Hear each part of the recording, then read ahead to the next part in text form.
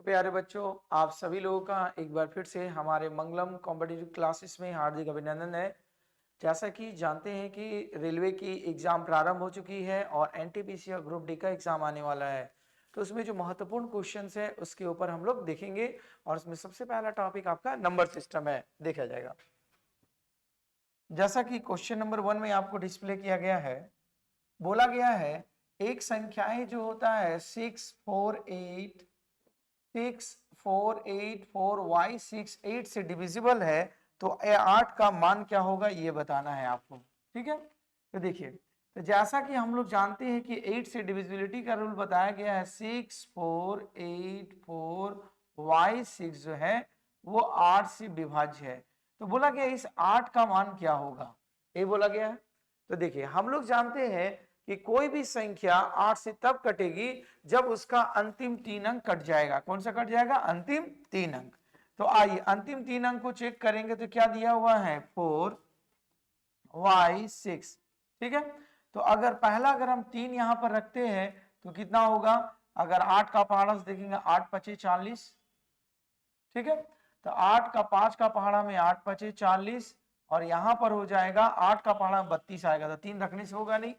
फिर उसके बाद अगर 4 रख रहे हैं तो 8 पचे 40 नहीं होगा। अगर 1 रखेंगे y के प्लेस पर तो देखिए क्या हो जाएगा, रिमाइंडर कितना होगा 1 होगा और 8 दूना कितना हो जाएगा आपका 16। तो मतलब y के प्लेस पर आपको क्या मान रखना पड़ेगा 1।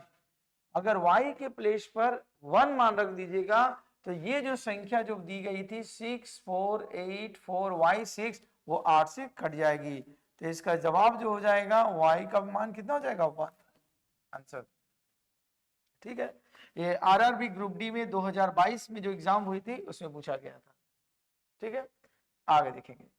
इसके बाद अगला क्वेश्चन जो दिया गया है, बोला गया 15 अंकों की एक संख्या लिखी गई है और वो संख्या क्या लिखा गया आपका 4a512345678973 और ये पूरा का पूरा बोला गया है संख्या जो डिविजिबल होगा वो 9 से होगा। तो बोला गया कि ये a की जगह पर क्या मान आएगा, यही सवाल दिया गया है। तो देखिए, हम लोग जानते हैं कोई भी संख्या 9 से विभाज्य तब होगी कि जितने भी अंक दिए गए हैं उन सारे अंकों को जोड़ दीजिए। जोड़ने के बाद जो योगफल मिलेगा अगर वो 9 से विभाज्य है तो सारी की सारी संख्या क्या हो जाएगी 9 से विभाज्य हो जाएगी। ठीक है, देखा जाए तो आइए 9 से हम लोग डिवाइड किया जाए तो देखिए ये 9 खत्म हो गया, फिर उसके बाद हो गया देखा जाए और इधर से 4 और 5 9, 1 और 2 3, 3 और आपका हो गया 3 4 5 6 7, 7 के बाद 8 9 10। ठीक, 10 यहां से यहां तक आपका 10 मतलब 1 बचेगा।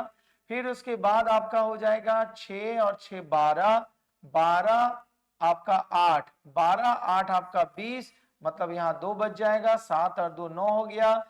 फिर उसके बाद 7 3 10, 1 बचा, 1 और 4 5 मतलब इसका अगर शेषफल निकालेंगे तो इसका जवाब क्या आ जाएगा 5 आ रहा है।